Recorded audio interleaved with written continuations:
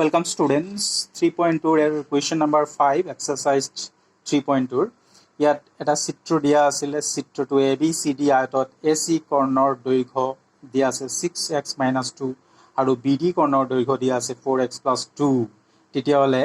AC কৰ্ণৰ দৈৰ্ঘ্য 6x + 2 আৰু BD কৰ্ণৰ দৈৰ্ঘ্য 4x + 2 তেতিয়াহলে AC আৰু BD ৰ দৈৰ্ঘ্য নিৰ্ণয় কৰিব দিছে দেই তেতিয়া AC ৰ দৈৰ্ঘ্য কিমান আৰু BD ৰ দৈৰ্ঘ্য কিমান মই চিত্ৰটা বনাইছো আয়ত বুজিনে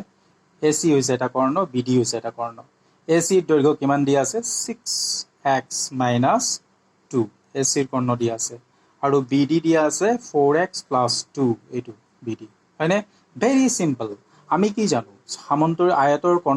কৰ্ণৰ দুটাৰ দৈৰ্ঘ্য সমান আমি জানো নে আয়তৰ দুটা কৰ্ণৰ দৈৰ্ঘ্য কি হয় সমান হয় তাৰ মানে AC আৰু BD সমান AC = BD বহাই দিয়া AC কিমান আছে 6x - 2 = BD কিমান আছে BD 4x + 2 বহাই দিলো সমাধান কৰি দিয়া x টো বাওঁফালে লৈ আনা 6x + 4x টো সোঁফালৰ পৰা বাওঁফালে আহি যাব মাইনাস হৈ আহিব 6x - 4x =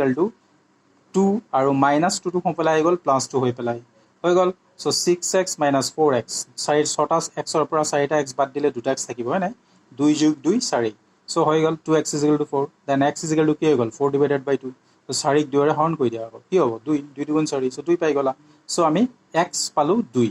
এতিয়া AC ৰ দৈৰ্ঘ্য কিমান 6x - 2 সো 6x - 2 হলে 6 পূৰণ x কি পাইছো আমি 2 পাইছো 6 পূৰণ 2 x 2 পাইছো নে 6 × 12 বিয়োগ 2 6 পূৰণ 2 বিয়োগ এটো 2 আছে 6 × 12 বিয়োগ 2 12 পৰা 2 গলে 10 সো AC ওলাই গল 10 ঠিক একেদৰে তোমালোকে BD ৰ দৈৰ্ঘ্য নিৰ্ণয় কৰিব পাৰিবা BD ৰ দৈৰ্ঘ্য তোমালোকে নিজে নিৰ্ণয় কৰি লবা থ্যাংক ইউ